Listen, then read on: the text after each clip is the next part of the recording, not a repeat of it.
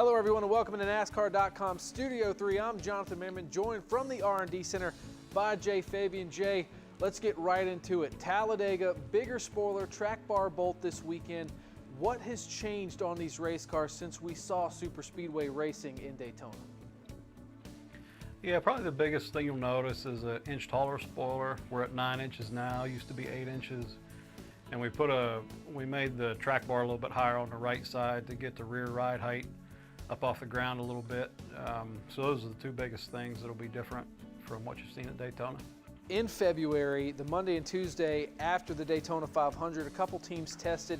What did you guys see in that test, and why did you guys decide to go back and make additional changes to the package? Yeah, I think a big part of the efficiency for the season was getting the packages as close as you could to the same with the 550 and the drag ducts. So that's what we tested at Daytona after the 500. The speeds were a little quicker than we wanted to see, so we made those changes to bring the speeds down a little bit. Dash for Cash this weekend for the Xfinity Series. Now, we've had quite a few different people up at the front mixing it up.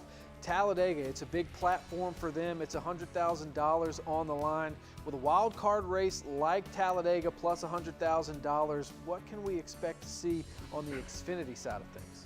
Yeah, first of all, that's a big deal for those guys. It's really cool that Xfinity has put the money up for that, 100 grand.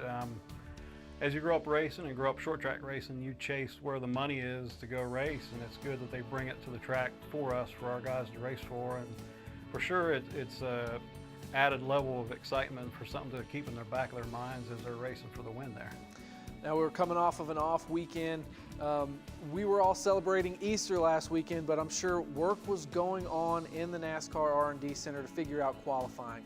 What steps have we taken? Are we anywhere closer to a new format, and what will revisions look like, if you can tell us that?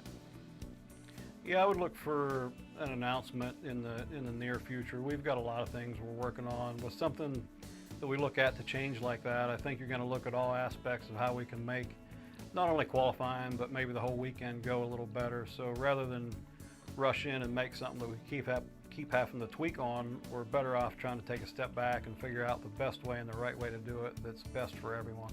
The last one I got for you, Talladega, it's a playoff race, but before we get to the playoffs, we're obviously racing there in the spring. Anything can happen at this racetrack. You know, we have guys that are great at plate racing like Brad Keselowski, Joey Logano, but it also offers up some wild card winners.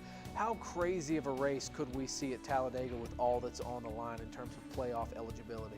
Yeah, Talladega definitely brings its own level of excitement, just the race itself. And to your point, yes, Ford has been very strong there. The last, I think, 7 races they've won. Team Penske has won 5 of those. So they've been pretty dominant as far as what you can see. You know, you've touched on it, and it's a good point. There are people that just pick up on plate racing and they take advantage of that the best that they can with the equipment that they're in. So you could see maybe some different people up front, different people fighting for the win, but I think at the end of the day, you're going to see the same people battling up front that you do on a typical weekend.